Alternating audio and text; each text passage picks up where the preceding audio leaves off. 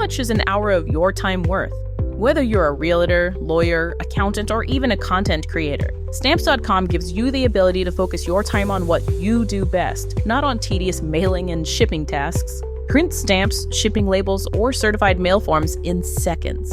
More than 4 million customers have relied on Stamps.com to make their lives easier. Go to Stamps.com/audio for a special offer. No contract, cancel anytime. That's Stamps.com/audio.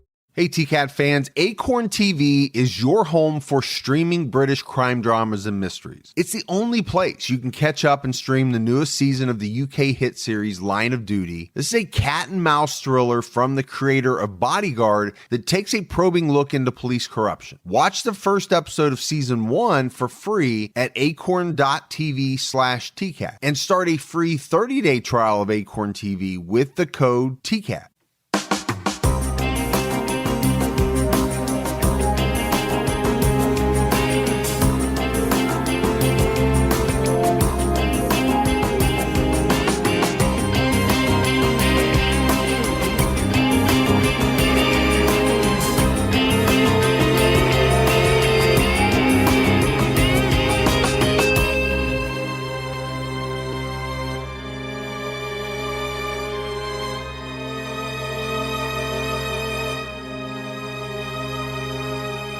Hello, everyone, and welcome to episode 114 of the True Crime All the Time Unsolved podcast.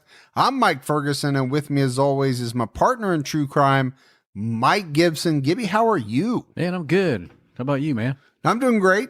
Yeah? I am doing great. Because you rode your motorcycle? I did, man. I don't even know how to explain it. I mean, obviously, people that ride probably feel the same way, but you can be as stressed out as humanly possible. Yeah. But when you get on that bike and you're just going down the road, it's like all of that leaves you. It is like the biggest stress reducer ever. You're like a walking commercial. I am.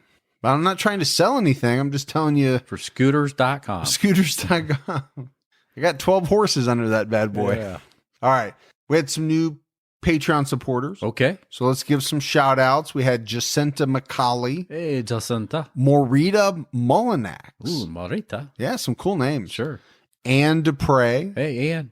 Faith Thomas. Thank you, Faith. Alexa Robinson. Hey, Alexa. Michelle Bryant. Hey, Michelle. Kate Madison. Man, thanks, Kate. B Gags. Hey, Big Gags. I'm not sure what that means, Donita. but Marie Helen Rancourt. Hey, Marie. Jared. Hey, Jared. Robin Johnson. What's up, Robin? Leslie Greenwood. Hey, Leslie. Adele. Thank you, Adele. You want to sing a Rolling in the Deep or Hello or anything like that? I could. I know you could. And people have been clamoring for it. I know. Got to hold them back, you know. All right. Brittany Lynn. Hey, Brittany. Molly Whitmer. Molly. Saber Gilbert, which may be one of the coolest first names I've ever heard. Saber. Saber. Yeah.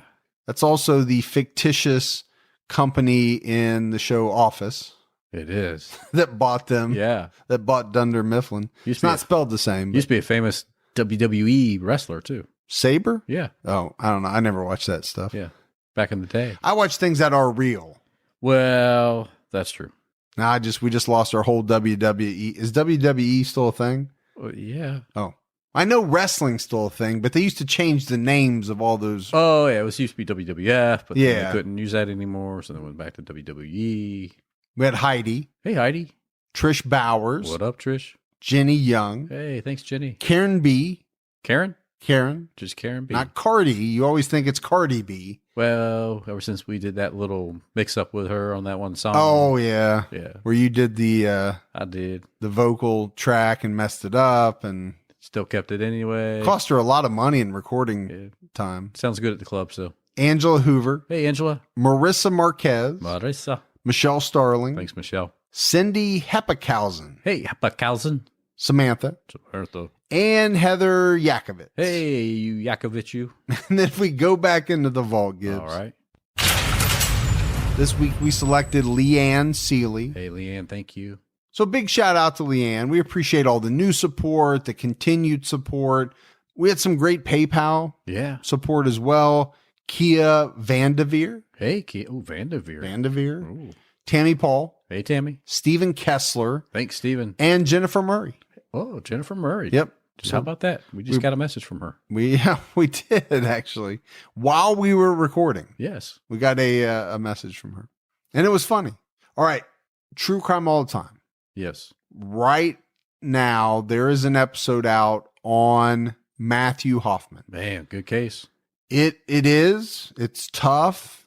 It's strange. It's fascinating. I mean, you can use all these different adjectives, but definitely make sure you check that one out. Gibbs, we had a Patreon merch winner for April. Yeah. It was Deanna Foster. Hey, Deanna. Yay. Which is very cool because Deanna's been with us a long time. Right.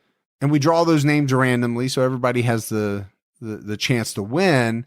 And she selected her item, and it's on its way to her. Well, good. This time I didn't have to wear it. No, you didn't have to wear it first and get your scent on it. Okay. And then mail it out later. That was just for someone very special. Yeah. That is not an option anymore. Yeah. That was a one-time thing.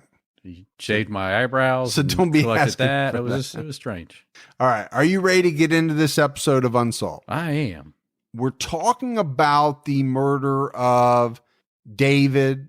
He went by Harvey and Jeannette Crewe. So we'll say Harvey and Jeannette Crewe, even though his real name is David, right? David Harvey Crewe was born on October 20th, 1941. Wow, that is just about a month and a half before Pearl Harbor. Look at you throwing out your history dates. December 7th, 1941, a date that will live in infamy. Well, there you go. Yep. And Jeannette Lenore Crewe was born on February 6th, 1940. They were married on June 18th, 1966. It's a good year. Is that the year you were born? Absolutely. Really? Yeah. Man, Young, I know. you are young at heart. Young. Harvey and Jeannette lived on their New Zealand farm, located in the town of Pukekohe, south of Auckland. So we're going to New Zealand. Yeah, I should have said that up front. This is our first trip to New Zealand. We have had a lot of requests for New Zealand cases because we have a lot of listeners. We too. In New Zealand. Now, that being said, there's probably going to be some mispronunciations.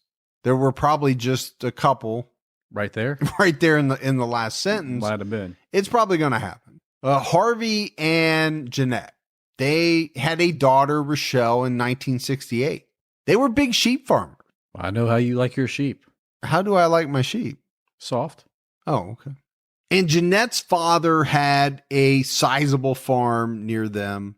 But in early 1970, the family had a scare from a fire. And it wasn't just any fire. This was arson.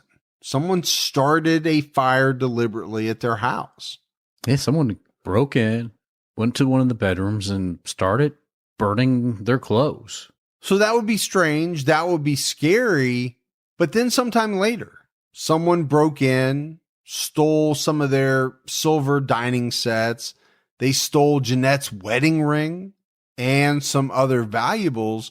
So probably for a good reason, right? Jeannette didn't like being left alone at home. I think those would be scary things. That would be enough to say, I don't want to be here by myself. Then unbelievably, they had another arson attack. And this occurred when someone burnt down the hay barn. I think from that point forward, Jeannette was a nervous wreck. Yeah, I mean, that's just, you don't mess with somebody's barn when you're farmers, man. That's not good. Burning the clothes in the house was bad enough, but you're messing with somebody's hay barn, that's bad. But Jeannette hung in there.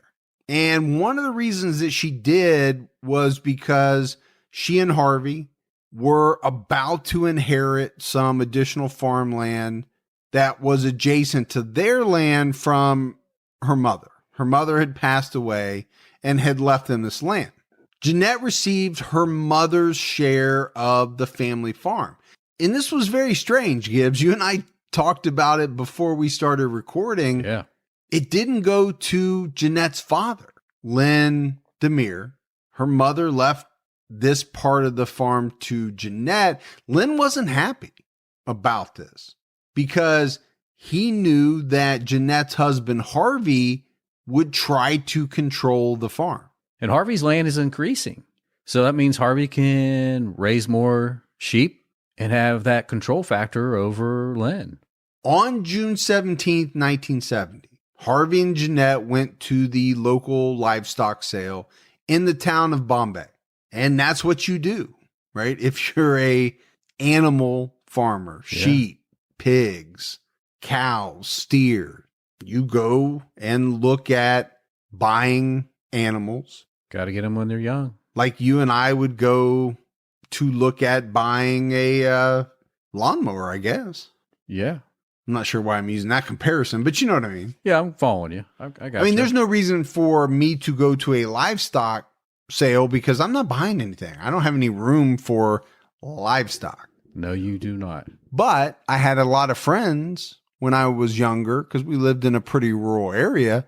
They did keep livestock. They went to livestock sales. Yep. They raised livestock, and at the end, they sold them, and they made a boatload of money. I know. I've got a niece that did that same thing. Actually sold her last cow to Bob Evans. Huh. I probably had that last week. It probably did. So this day, June 17th, it was really cold. It was a cold, wet winter day. It's so strange when you say in June. June 17th. Yeah, it's cold, wintry day. It is weird because, right, we here that's pretty warm for us. It's not the warmest time of the year, but it's definitely, that's summertime, right? June 17th. You're sporting your shorty shorts. Oh, yeah. I'm doing that in May, but yeah, definitely in June, I'm in shorts. But in New Zealand, this is wintertime. It was around 4 p.m. that day that Harvey and Jeannette Crewe were last seen alive. The couple's vehicle was seen at the end of their driveway, where Harvey had moved some sheep from one paddock to another. Later that evening, their neighbor, Julie Priest, heard what she thought was at least 3 gunshots in a row coming from the direction of the Crewe farm. Jeanette's father tried calling her on the night of the 17th and for several days after that, but he didn't get an answer. No, a few other people tried too and got the same response. No answer. The Crewe's sheep livestock broker stopped in on Monday and knocked. No one answered. What a job. Livestock broker. A sheep livestock broker. Yeah. Wonder what the card looks like. You sell sheep. It's got a sheep on it. A little sheep on it? Mm-hmm. Okay. But no one answered, right? So he left. Didn't really look in the house, look around the house. Jeanette's father, after calling for a few days, said he drove over on the 22nd. So 5 days later? 5 days later. And he noticed that deliveries from the 18th, so milk, bread, the newspaper, all of it was still sitting outside. That's not good. That's never good. He could see that the dining room table had plates of food on it, and he could even see what was on it. It was like flounder and peas. Well, your favorite dish. No, depending on how long these have been sitting out, that's going to be extremely ripe. Yeah. And Lynn went inside the house, went into the kitchen. It was not cleaned up. I mean, this was all out of the ordinary, right? For dishes to be left on the dining room table, for the pots and the pans and things to be in the kitchen still dirty. Just not normal for them to leave their house in disarray. No, but that wasn't the big thing. The big thing was that he saw bloodstains as he walked through the house, and he found his granddaughter, Rochelle. She was only 18 months old, but was lying in her crib asleep. But she did not look good, right? Rochelle was severely dehydrated. And she had those sunken eyes. Was not healthy. Yeah. I think it was pretty obvious that she had gone a number of days without being cared for. I think it was as if Rochelle had not taken any liquids or any type of food for a number of days. And again, that number will come into question. We'll talk about it later. But Lynn does a pretty strange thing at this point. He leaves the home, but he leaves Rochelle there. Leaves her inside this messy, bloody home. 18-month-old. Probably scared. We just said she was not healthy. Well, you called it strange. It's definitely strange at a minimum. That would be, you would think, your first priority. This is an 18-month-old baby, your granddaughter. Yeah. I've got to take her in my arms. I've got to get in my car and drive to wherever, somebody that can help her. She's not going to leave my side, not after seeing that. Now, the reason that Lynn gave later was that he said he had to call off a livestock order of sheep that was set to come that day. Okay. So your first thought is you could just do that from your daughter's house, right? Just use her phone. But he had a reason for that. Okay. He said he didn't want to use the phone at Harvey and Jeanette's house because he didn't have the number. He had to get back to his place. That's where the phone number was. He didn't know it by heart. Couldn't take his granddaughter with him. Yeah. Again, you said it's very strange. I find it strange. So he made this call to the livestock dealer, and then he drove over to his friend's house, Owen Priest. Because you don't want to rush back to the other place to get your granddaughter. So he gets his friend, and then together they go back to the farmhouse. Now, the strange part about this is he picks up Owen, says, Owen, come on back with me. He doesn't tell Owen a thing about what he has seen until they get there. Now, I don't know about you. If I picked you up and said, Mike, I need you to come back with me, I would tell you why I need you with me before we got there. I wouldn't wait, just drive and talk about, hey, how about those sheep prices today? Did you see those sheep prices? And then when we pull into the farm, then I say, oh, by the way, there's bloodstains everywhere. I can't find the kids, but my granddaughter's in there. It would be a little shocking, right? Yeah. You would think that would dominate the conversation on the ride over. You would hope. But you also know I would never go anywhere with you without a full detailed explanation. That one time I messed up and didn't explain where I was taking you, and you hold it against me every time now. Well, let's just say I can't say where we ended up, but it was a place that I never wanted to be. Yeah, let's just leave it at that. I still say I'm sorry about it. I just need to let it go. So we're in the middle of this, what you could only describe as a series of very odd actions, right? By a father, by a grandfather. So they got to the house, and like you said, that's when he told Owen that he needed help finding his daughter and his son-in-law. As they walk through the house, Owen sees the same blood stains that Lynn saw before, all over the floors. I mean, this is described as quite a bit of blood. This is not I got a paper cut and dribbled blood on my way to getting a Band-Aid. Right. That's not what we're talking about here. It's obvious something happened there. So it's at this point that they take Rochelle out of the home and they take her over to a neighbor's house to watch her. Again, they're not going to a place where someone can render first aid, right? Medical aid. No. And again, I don't know where they're at as far as the remoteness of it. Then you factor in how much is Lynn worried about his daughter, right? His son-in-law. That's true. You know, maybe these are all things that you can debate. Could have some shock going on. Yeah. At least finally they've got her out of this house. Owen then called the police to report what he had seen at the home. The problem was that a lot of neighbors came over to the farm, went inside the house and walked around. Trying to help, but it was before the police got there.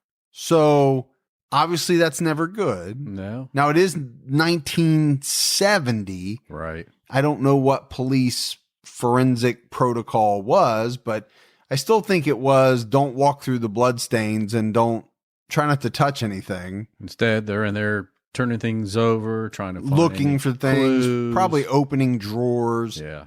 But bottom line, what it did was essentially make finding any usable evidence really, really tough. Yeah, it's like the big no-no of crime scene stuff, right? Keep people away, keep people out. But if you don't get there before they do, not much you can do about it. No, that's definitely true.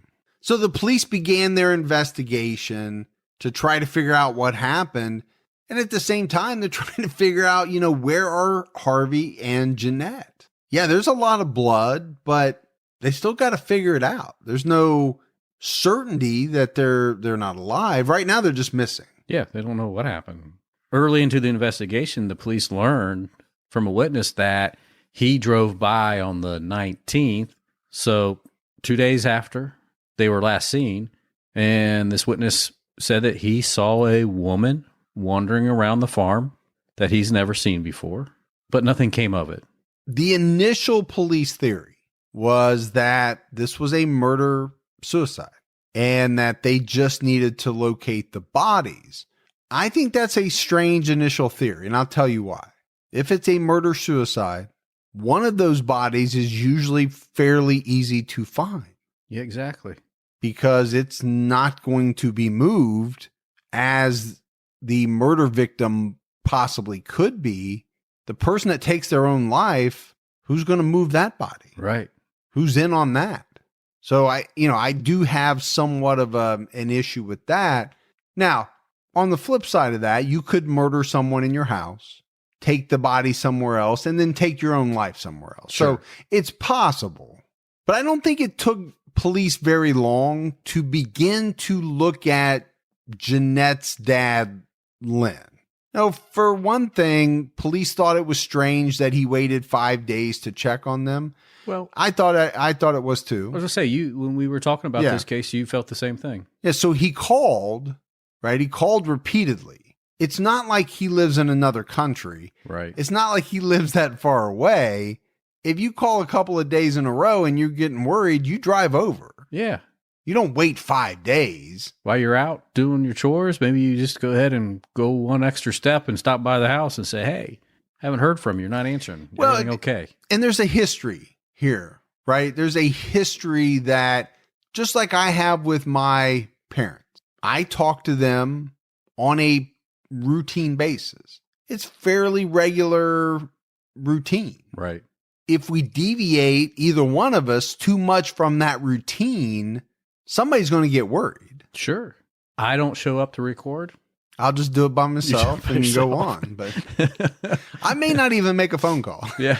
I may not even make an inquiry with the authorities. I come back the next week. My chair's gone. Mike's taken down. You're like, hey, it worked out pretty good without you. We're moving on. What's funny is our routine is very different because I will text you. You don't text me for days back. Oh, come on now. So there's no sense of, oh, I should be worried because Gibby didn't text me back. Yeah. It could be 2 or 3 days later. You text me the other day at work. I didn't see it. And I had like 2 people come into my work area. They're like, hey, Mike's trying to get a hold of you. Yeah. And I'm like, he is? And he's like, yeah, he's emailed you, he's texted you, he's called you. I did all of that. And I'm like, he did? And I was so involved in what I was doing. That's the part I doubt, but okay. I actually really was. I was like, oh, yeah, he did. And I just couldn't help but laugh because in my head, I'm seeing you're going, I can't believe he won't. He's not responding. He's always got that damn phone in his hand. That's the thing. If you were a person that didn't have an iPhone glued to your hand 24 hours a day, even while you sleep, I would understand it. But at the slightest twitch of that phone, you're trying to figure out who's messaging you, but you won't return mine. Things have changed, man. I'm a different man. I'm a different man now. All right, Gibbs, let's take a break to talk about our sponsor, BetterHelp. If you're out there listening and you have something that's interfering with your happiness or preventing you from achieving your goals, BetterHelp Online Counseling is there for you. They offer licensed professional counselors who specialize in a wide array of issues. You can connect with your professional counselor in a safe and private online environment at your own time and at your own pace. Anything you share is confidential, and it is so easy and convenient. You can schedule secure video sessions, phone sessions. They even have chat and text options with your therapist as well. And if for some reason you're not happy with your counselor, you can request a new one at any time for no additional charge. And best of all, it's a truly affordable option. Our listeners get 10% off your first month with the discount code TCAT. So why not get started today? Go to betterhelp.com/TCAT. All you have to do is fill out an easy questionnaire that helps them assess your needs and helps them match you with a counselor you will love. That's betterhelp.com/TCAT. All right, let's get back to All right. Lynn, Owen, Harvey, Jeannette. Yes. Police are looking at Lynn. They thought it was strange about him waiting 5 days. They also thought it was strange that he walked into the house. He saw what he thought was something strange, right? Dishes left on the dining room table, dirty dishes in the kitchen. And then you have the blood stains and his 18-month-old granddaughter there by herself.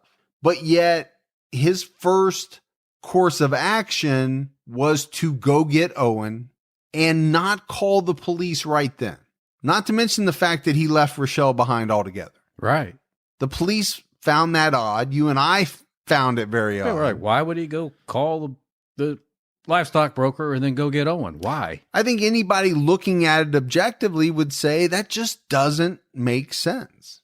The police also wondered why Lynn failed to mention to them about some blood that they found on his car seat.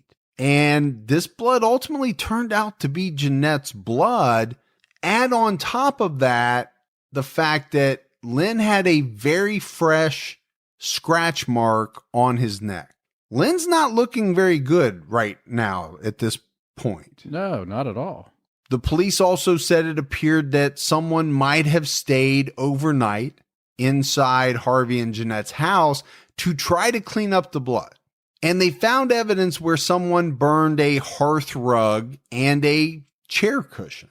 Kind of bizarre. Why would you do that unless it had something on it that you no longer wanted to exist? Yeah. But the police don't stop there.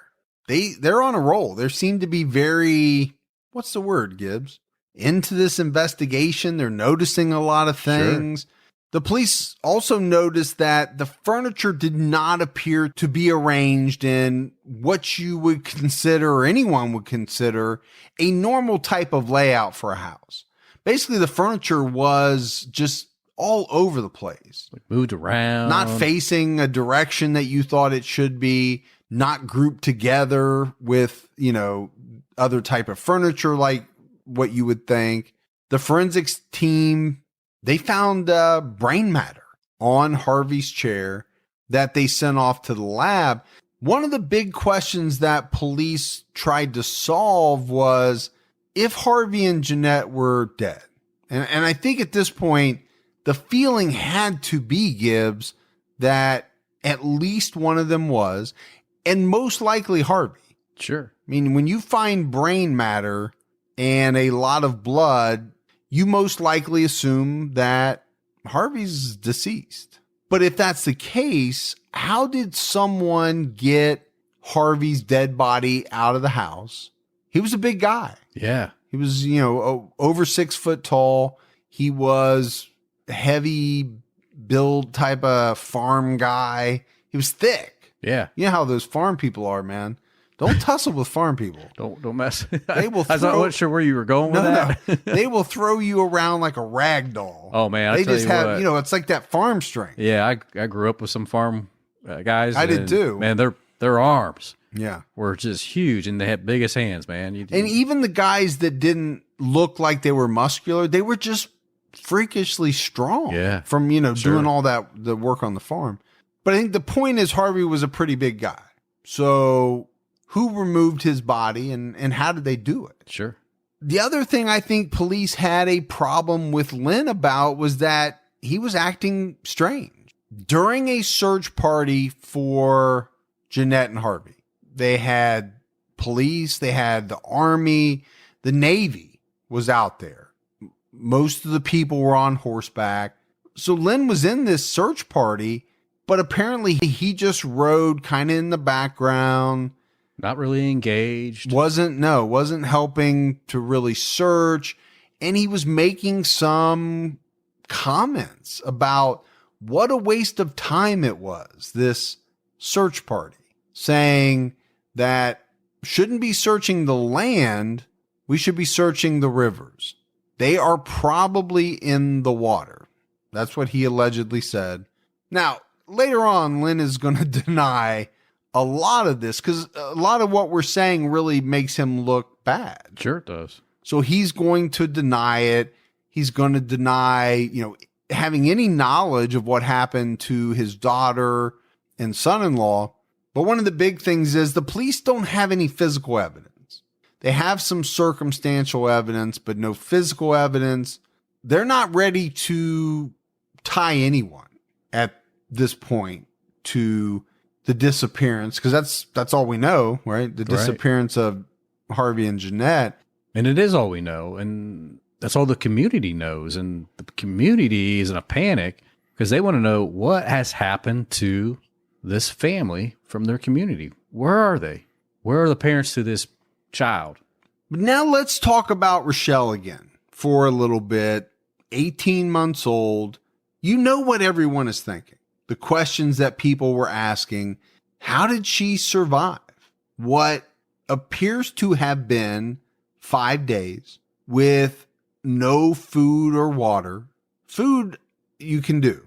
5 days with no water? I don't think an 18-month-old can survive. I don't think a lot of grown adults, don't they say, 3 days for water, 30 days for food or something like that? Or 3 weeks for food. I can't remember what it is. So that's the big question. Did that really happen? Or did someone stop in to the house and bring her food and water every now and then?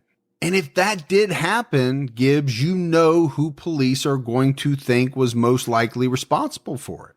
Lynn, they're already looking at him. Yeah, and maybe that's why he wasn't so concerned about leaving her at the house the day that he told the police he went there and found her alone. Yeah. Because he's already been there, and he knew there was no concern because he knew what had happened.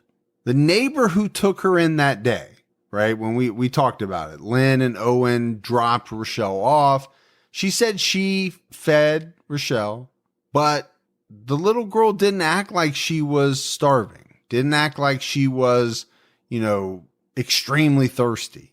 But I could also say that maybe when you haven't eaten in a long time, you don't really eat like you haven't eaten in a long time, right? Because your stomach gets full fairly fast. And same with drinking. I think maybe, as an 18-month-old, probably not chugging down the water. Now, the doctors and nurses at the time who took care of Rochelle, they all felt that she had to have received food and water somehow during this ordeal, because as they're taking care of her, really the only thing they notice about her is she has a rash, but she has no other medical issues. And thank goodness that she doesn't. But it does make you wonder about the one witness that said he saw a woman walking around the property on the 19th. Well, was that somebody that was going over to the house to take care of Rochelle, feeding her, taking care of her? So maybe the doctors are on to something. Maybe she did receive food, water, at least once during her time without her parents. Well, there's multiple possibilities of who it could have been. The other strange thing, when you look at the amount of time that allegedly nobody was at this house, is, okay, who took care of the dogs? Who took care of the livestock? We said it. These people are animal farmers, sheep farmers. Yeah. That's a lot of work. That's a daily routine of just like taking care of a baby. There are chores that have to be done. Everybody was in good shape. And if you are in the sheep business, wanting to get that livestock healthy, to get the highest price out of them one day, so you can see where the police would think that maybe Lynn was going over there taking care of the animals because basically they were going to be his. Yeah. He would have a vested interest, right, in actually both making sure his granddaughter was okay. Right. And also making sure that the animals on the farm were fed, healthy, that nothing bad happened to them, because he's going to benefit, possibly, most likely, from the deaths of Harvey and Jeannette. So, you look at all this, you can easily see why police were very high on Lynn as a person of interest. Sure. It was on August 16th, 1970, when two fishermen pulled up Jeannette's body. It was wrapped inside a duvet that was tied with copper wiring in the Waikato River. She was fully clothed. She had been shot in the head several times, and her jaw and nose had been severely broken. Then on September 16th, just about a month later, Harvey came to the surface in the same river. Now, he was found a little upriver from where Jeannette was found, but Harvey was found tied to a car axle. Probably needed something like that to weight a big guy like that down. Well, and it is kind of surprising that he surfaced, being weighted down like that. I don't know how heavy a car axle is. The one thing I do know is that, those escaping gases and things that happen, they make that body want to come to the surface. Very buoyant, huh? If there is not something heavy enough weighing it down, it will surface. It wants to surface. So it doesn't take long for authorities to get out to the river, but they cannot get Harvey loose from this car axle. They actually have to have a diver come in, dive down, and cut away the axle. And at the same time, recover the axle for evidence. But the problem was when they went to retrieve the axle that was attached to Harvey, there was another axle down there. So the diver had a hard time determining which axle was the one that was initially attached to Harvey. That's a potential problem later down the road. I mean, they retrieved them both, but not being able to say 100% which one came. How odd is it that you got two car axles right next to each other? I find it really odd that you have that. So it must be a place that somebody would like to dump. How many car axles are in this river in New Zealand? And why do you put them there? No shock that Harvey's body had significantly decomposed, but authorities could tell that he had been shot in the head several times. And they also determined that both Harvey and Jeannette were shot to death with a .22 caliber gun. And we talked about Jeannette's jaw and nose being broken. Like I said, this was severe. She also had a number of broken facial bones. She had been hit with some type of blunt object. Police theorized that maybe it was the butt of a gun. They also suspected that Jeannette had been sexually assaulted, but they couldn't determine that for sure. She had been in the water for a significant, period of time. So now police have both bodies. They know how both individuals were killed. And again, they're still pretty focused on Jeannette's father, Lynn. But there's two pieces of evidence that they've just found out that make them think maybe it wasn't Lynn. First is the suspected sexual assault. They didn't believe that Lynn would sexually assault his own daughter. And the second was the brutality, the beating, the blunt force trauma to the face. Police felt that that would be hard for a father to do to his own daughter. On top of that, Lynn didn't have a .22 caliber weapon that matched the one that killed the couple. So at that point, they started to break away from thinking Lynn was responsible for this. Then they caught a break when police learned that the car axle weighing Harvey down in the water belonged to a neighbor, a 32-year-old man named Arthur Thomas. A detective found an axle on the farm of Arthur Thomas that matched the axle that was found tied to Harvey Crew's body. So he must have found the front axle that matched the rear axle or vice versa. But they're still going to have that problem with the axles, right, Gibbs, that you talked about. They're not 100% sure which of the two axles that they pulled out of the river was tied to Harvey Crew's body. Yeah. So how do they know that Arthur Thomas's axle matches the one for sure that was tied around Harvey's body, or whether his axle was in the river next previously. To it. Yeah. That's going to be a problem. It's definitely a problem. And the other problem is the police find this other axle on Arthur's property, but they don't document how they found it, where they found it. They don't have pictures of finding it. They just produce it and say, we found this on your farm. It matches this. So now explain why. I'll throw this out there. That does not seem like proper procedure. And again, this is 1970 time frame. It's not the 1870s. Right. I mean, there were some fairly well-established schools of thought on how to handle evidence, on how to, process a crime scene. I get the other thing, right? The people got into the house before the police got there. Sure. There was nothing they could do about that. But this one seems strange to me. Also, during this same time, the police were testing .22 caliber guns. One report said they were testing 64 of them. One of the 64 belonged to Arthur Thomas. And in a forensic report dated August 19th, 1970, it was stated that Thomas's rifle and one other rifle that was tested could not be eliminated as the weapon used in the killing. So they can't say it was for sure, but they can't eliminate these two. So police interviewed Thomas. They tried to get him to agree that his rifle was used to kill the Crews, but he denied any involvement in their murders. But strangely, Gibbs, they gave his gun back to him on September 8th. Here you go. Take your gun back.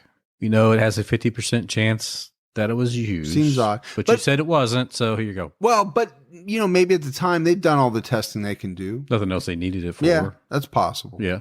But they're back out at the Thomas farm in late October. And this time they're there to take some samples of some wiring. Yeah. Remember, we talked about the fact that Jeanette's body was wrapped in copper wiring. So the police have a search warrant. So they take some samples of wiring on Thomas's farm. The very next day, the police returned with a search warrant and they removed letters, they removed bullets, receipts, a whole bunch of other items. They are really hot and heavy on Arthur Thomas. Yeah, they're boxing stuff up left and right. And things are moving at a pretty brisk pace if you look at the timing, right? 6 days later, they're searching the Crews Garden area for the third time. So it's already been searched a couple times and nothing at that point was found. But you know what? They're going to say, let's search it again, make sure nothing was overlooked. Just really take a good look, guys. And I think the biggest thing that they're looking for are the shell casings, right? The .22 caliber casings that were used to kill Harvey and Jeannette. Well, on this third trip, they find one.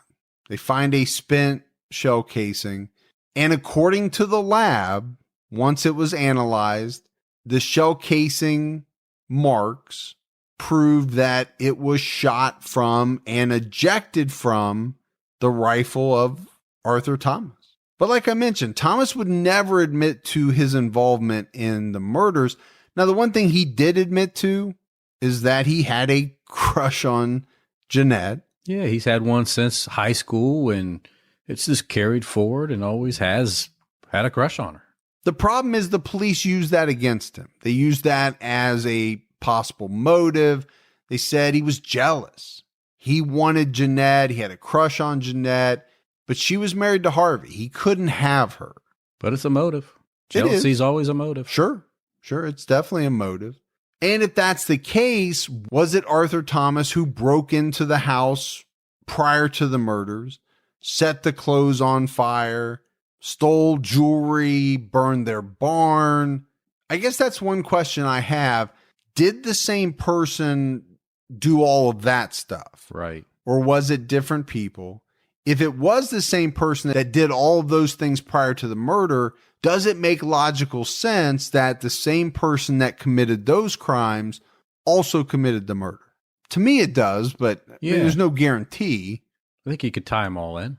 To me, it's more than likely that if the same person set the clothes on fire, burned the barn, stole personal items, that same person ultimately murdered Harvey and Jeannette Crewe.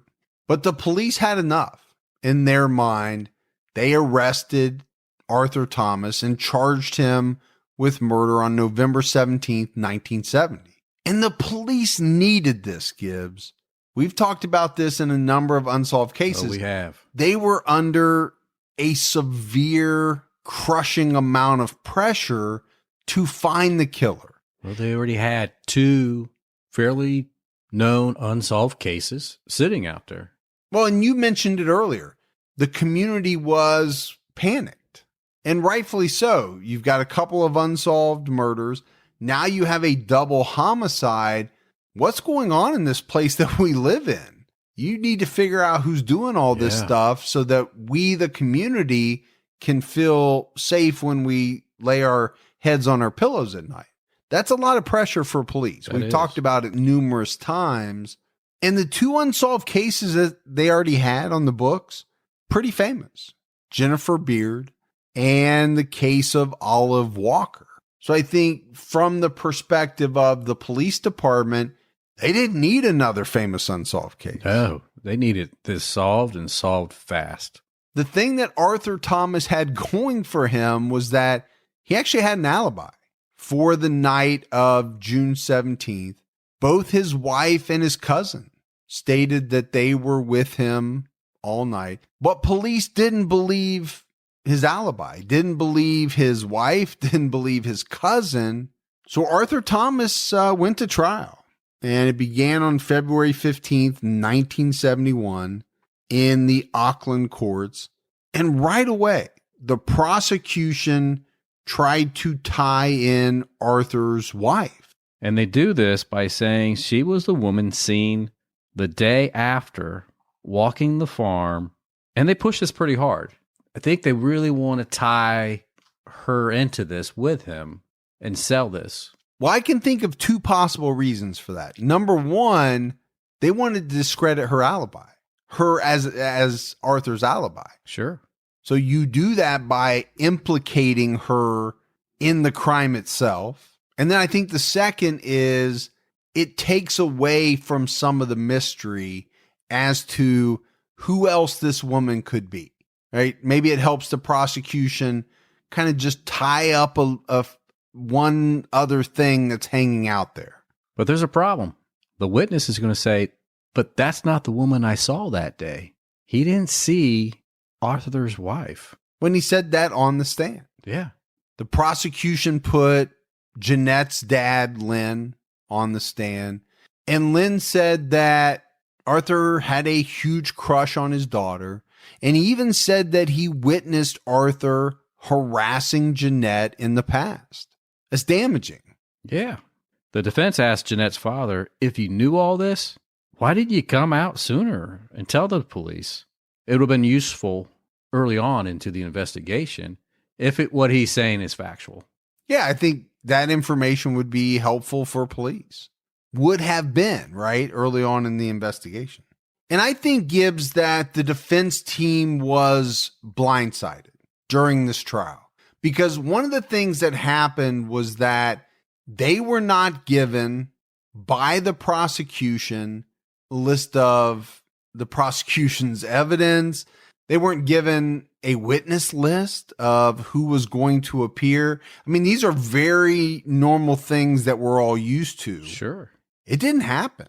And so makes it a little tougher to mount your defense when you don't know what's going to be coming at you. No, you can't respond to something like that on the fly in front of a jury. Right, you can't prepare. Yeah.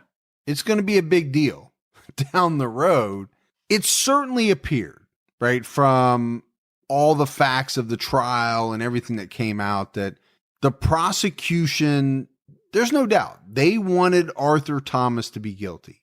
And they were going to do essentially whatever they had to do to make that happen.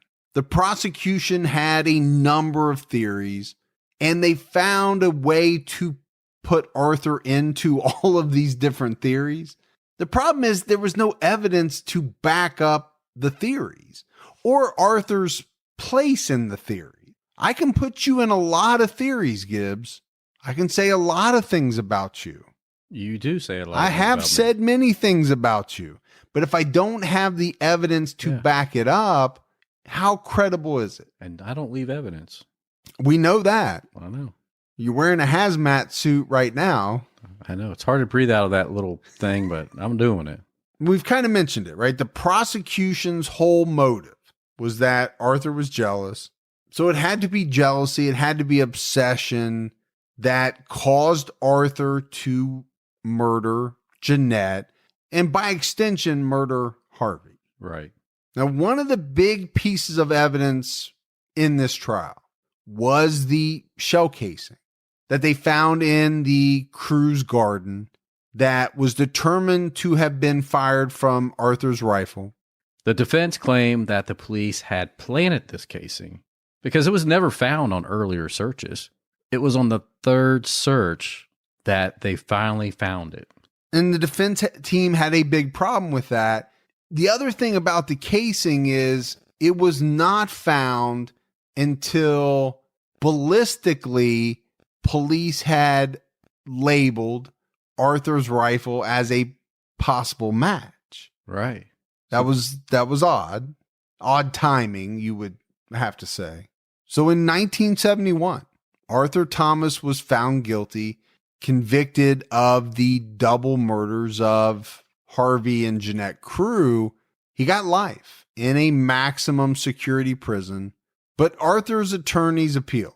And they appealed on some of the things we've talked about, right? Not receiving lists of evidence, list of witnesses, and they won.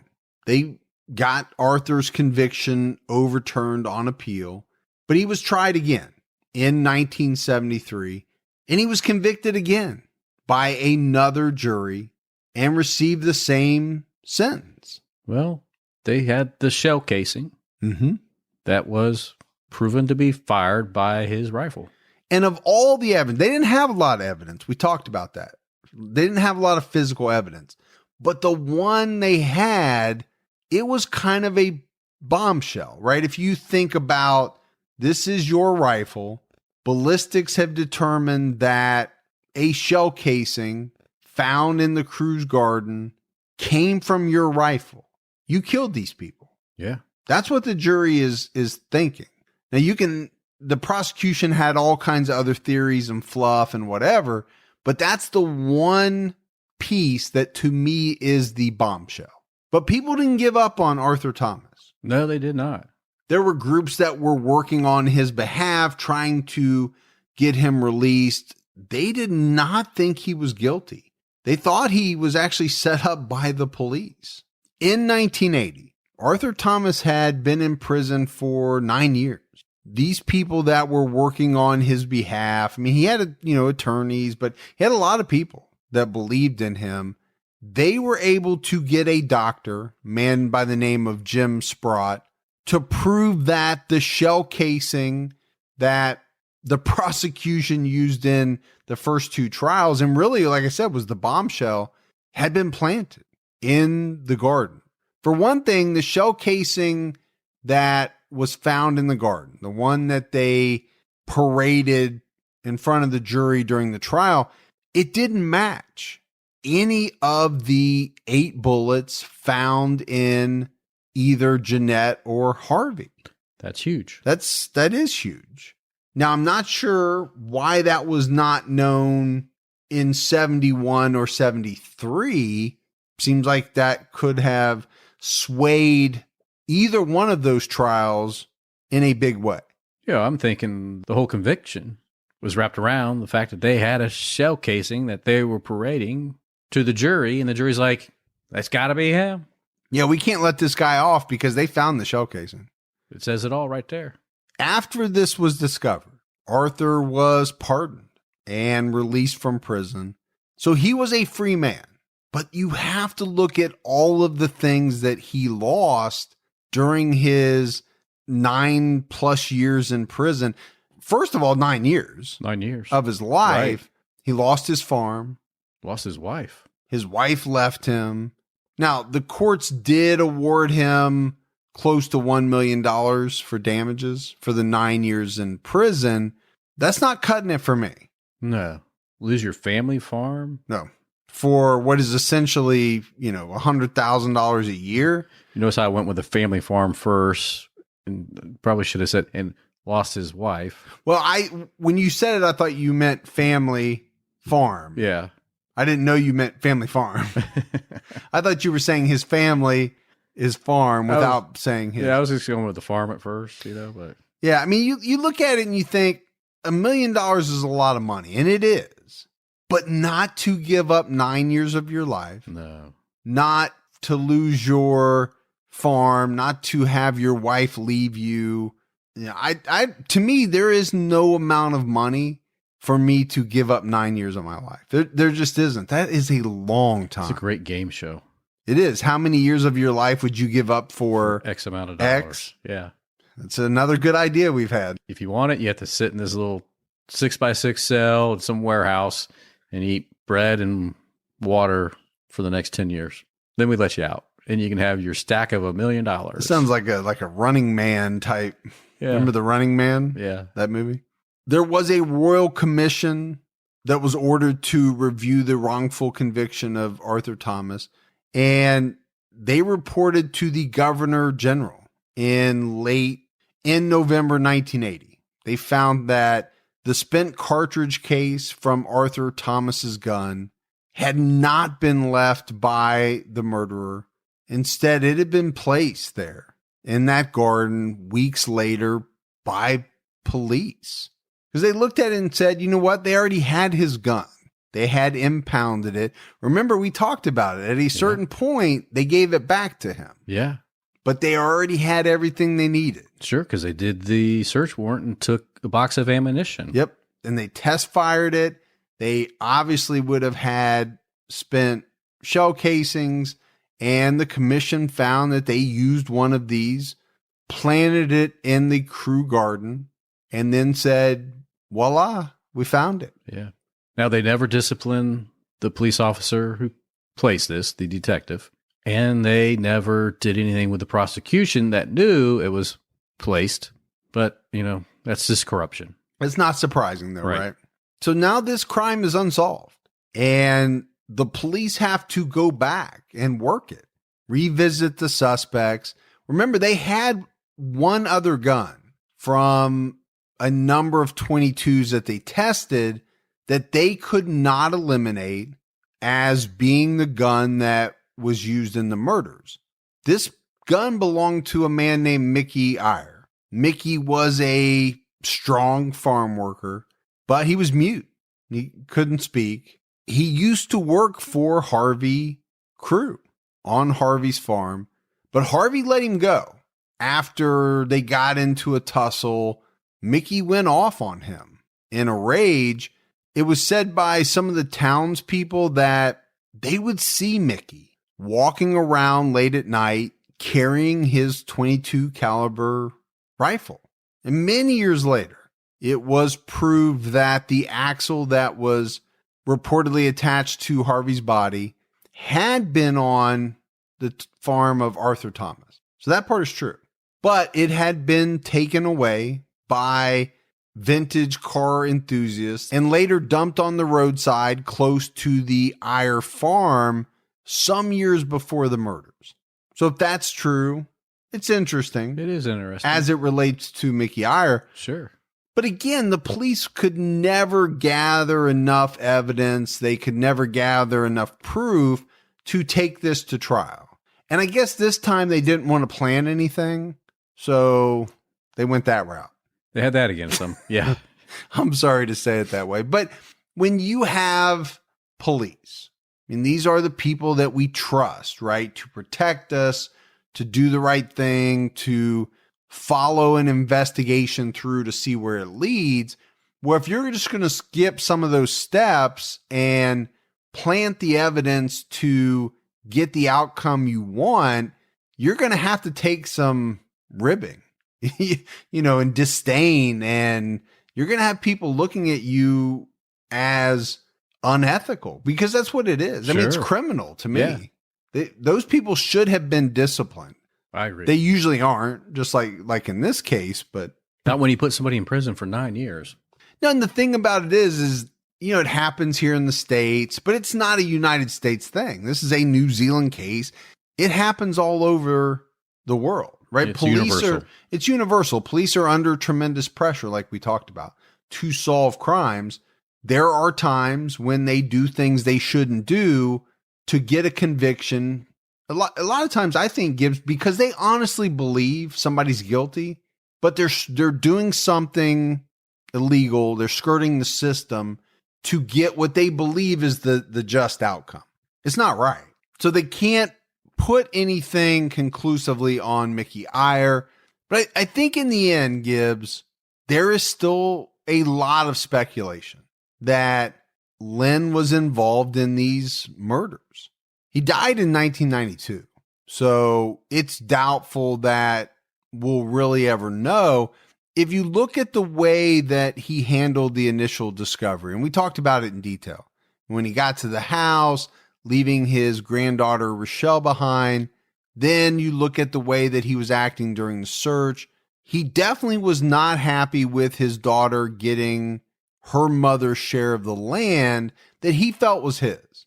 He felt wronged about that. I think that was pretty well known. Yeah. But I think in the end, they just didn't have any physical evidence.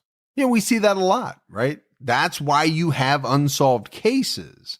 But to me, this one's very interesting because of, some of the twists and turns. Now, the other thing about Lynn is he was not known to have a .22 caliber rifle. But does that mean that he couldn't have got one? He could not have obtained one for a day? Yeah, I'm sure he could have, right? I mean, who knows? We're not here to solve it. Right. But when you read through the research, it's very easy to see that a lot of people believe he's the most viable suspect. Partly because there are not a lot of other viable suspects. Right. In 2014, the police calculated the cost of this investigation, and they noted that it cost the taxpayers a little more than $400,000. I got to be honest, that does not seem like the number that I thought it would have been. Thinking a little higher. I was thinking higher over that large number of years. Keep in mind, there was 2 trials. And don't forget they had to pay. I know they're not counting that in there. They're not counting the million, obviously. Yeah, but I mean, it did cost the taxpayers. Somebody had to pay that. I guess it depends on a couple of factors. Number one, are they using the actual dollar amounts from the years? Meaning, dollars in 1970, it would cost a lot less, and then they're just they're totaling it up. If they're using actual costs, and they probably are, that makes a little more sense. I just think it seems like it should be higher, and maybe they're excluding the costs of the trials, and I don't know. Now, the other thing they did, though, is they basically did a whole review of the case. During this review, they noted that Rochelle really was dehydrated, did not have any food or liquids during those 5 days, in their opinion. The report also said that the witness was mistaken about seeing a woman walking around. So obviously they must have went back and talked to people and analyzed some of the evidence. But I think the big thing of this review is it cleared Lynn altogether, which is somewhat surprising. And Rochelle's doing good, which I think is important. She told the local paper in 2014 she was happy that her grandfather was finally cleared of all involvement in the murders of her parents. But again, this case remains unsolved. It's one of those very mysterious, if you could snap your fingers and know everything about it, that would be very cool. Right. And like you say, it's 1970s. There's not going to be any DNA that they can test down the road, right? Nope. Things weren't preserved, it's just not going to happen. No, I don't think anything's going to happen like that. And anybody that had something to do with this besides Rochelle are probably at this point not alive. I would say a lot of them aren't. Again, I think this one would come down to some kind of, I don't want to call it deathbed, but some type of confession like that at the end of someone's life or something. But that's it. That's the case of the murder of Harvey and Jeannette Crewe. We got some voicemails. Let's do them. Hi guys, this is Josh from Corvallis, Oregon. Oregon. But I wanted to tell you guys I've been listening to your podcast and it's been a good one. It fills my day. I'm a landscaper, so it keeps my day interesting. I also wanted to fill you in on a story I heard from a client of mine here, Jerome Brutus. Him or Bundy had been dumping bodies in a long pond around here, and it's been known for bats. So there's a couple of fishermen that they knew that were fishing in the long pond. They were getting these big bats, these huge bats, and later on, they were filling their freezer just stocking up. And they found out that they had been dumping bodies in that river, and they took all that fish and they threw it out immediately. I just thought it was funny. I thought you guys might enjoy a kick out of that. Love your podcast. You guys are hilarious. Keep it up. See ya. So the fish got fat on the bodies. Yeah. Is the theory there. The bodies of Brutus and Bundy? Victims. Wow. Well, I don't blame him. I think I'd be throwing that out too, just as I would throw out, any food related to Willie Picton, Robert Willie. Yeah, definitely wouldn't be getting any. Sometimes I throw out food that I know I just bought, just when I think about Picton. I know. You don't even take food from me anymore. No, that's a whole different reason. Oh, okay. Hi, Mike and Gibby. My name's Caitlin. I'm an avid listener of your show, and I just wanted to let you know that you've helped me through a lot, and I've been through a lot, and I wouldn't be here today without y'all. Driving currently home from work, and you make my commute, which is about an hour and a half, so much better. I appreciate all you do, and I just wanted to give you a shout out, and well, stay safe and keep your own time ticking. Bye. Well, you do that as well. I don't know how we help sometimes, Gibbs. Yeah. But it doesn't matter. No, we help Caitlin. I love that. Yeah, I do too. An hour, that's a hell of a commute. That is a commute, man. Was that one way? Man, that's a long day. That's 3 hours. Yeah, we have to do even if that's round trip, that's quite a I remember those commutes. I used to have, when I lived in Detroit, I had a pretty long commute, but yeah, you and I here, we're not really used to that because you can get to just about anywhere. Yeah, I think my longest commute was an hour to work. That's pretty long. Yeah. Was that when you wore the brown shorts, the little tidy brown shorts? Yeah, that's when I worked at that one location with you for a while. Oh yeah, that's right. That was a long ride for you. Hi, Mike. Hi, Gibby. This is Amy from Cleveland. I'm just calling to say that I love the show, and I've learned so much from listening to you guys. About 6 months ago, I actually just literally searched for true crime podcasts and chose yours because I liked the name.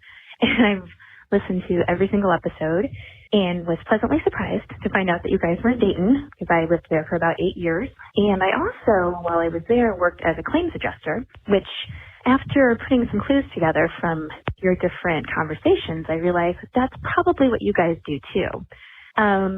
So that's it. Just thanks again for everything and keep up the good work. Bye. It's Amy, the claims adjuster. I met her 8 years ago. Amy, I thought I deserved to have that car totaled. And she didn't do it? She didn't do it. I actually thought she was going to say from the clues that she worked on a claim with us. Yeah. So, yeah, we weren't claim adjusters. That's not what we did. It's not what Gibby does now. Yeah. But close. Not yeah, really. I mean, it's in the financial realm. It is.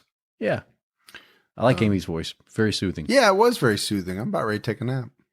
Hey, Mike and Gibby. This is Caitlin from Bakersfield, California. I discovered your podcast about 2 months ago. Pretty much been hooked ever since. I'm an insurance field claims estimator, so I spend a lot of time in the car, basically Monday through Friday every week. And ever since I started listening to your guys' podcast, it pretty much gets me through most of my day. I had originally started from the newer episodes, but I've since gone back and started from episode 1. I just finished listening to the episodes, or the 2 episodes on the Menendez brothers, and they were awesome. I mean, I knew a lot about that one, but you guys just make it so much more interesting when you listen to it on your podcast. I enjoy you both so much. I can't tell you how often I laugh out loud in every episode at either Gibby's pronunciation of words or just the general banter between the two of you. Not a lot happens in Bakersfield, but we did have a case. I believe it was about 2003. I think people have mentioned before the case of Vincent Brothers.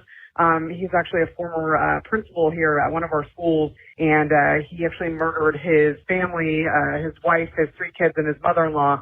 Actually, one of the alibis he used was he actually flew to Columbus, Ohio, and then drove back and killed them. So that's a good one. That's probably the most well-known one we have here, but I think it'd be super awesome if you did an episode on it. Again, you guys are awesome. Super enjoy you guys every single day. Keep doing what you're doing, and keep your own time ticking. Bye, guys. Hey, Caitlin, do you know Amy? All of those insurance adjusters stick together. I know it. So, Gibbs, sometimes I swear people have some sort of ESP. I've been working on Vincent Brothers. There you go. I mean, I do work on a lot of cases at the same time. Yeah, you got a lot of open files. I do, but that is one I've been working pretty heavily on. Like, I think it will come up sometime soon.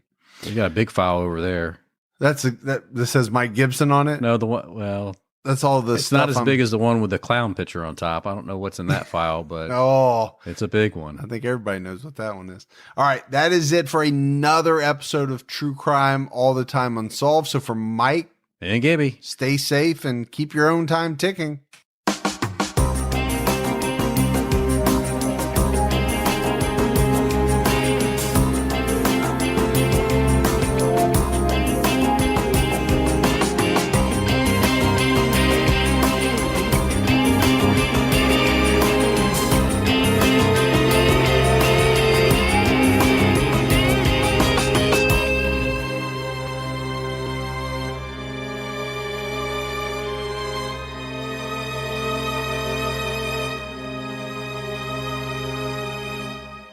Hey, TCAT fans, don't forget about BetterHelp. Whatever struggles you're facing, from depression to anxiety to grief, BetterHelp can connect you with a professional counselor in a safe and private online environment. You've heard me talk about secure video sessions, phone sessions, chat and text options. Anything you share is confidential. True Crime All the Time Unsolved listeners get 10% off your first month with the discount code TCAT. So why not get started? Go to betterhelp.com/TCAT.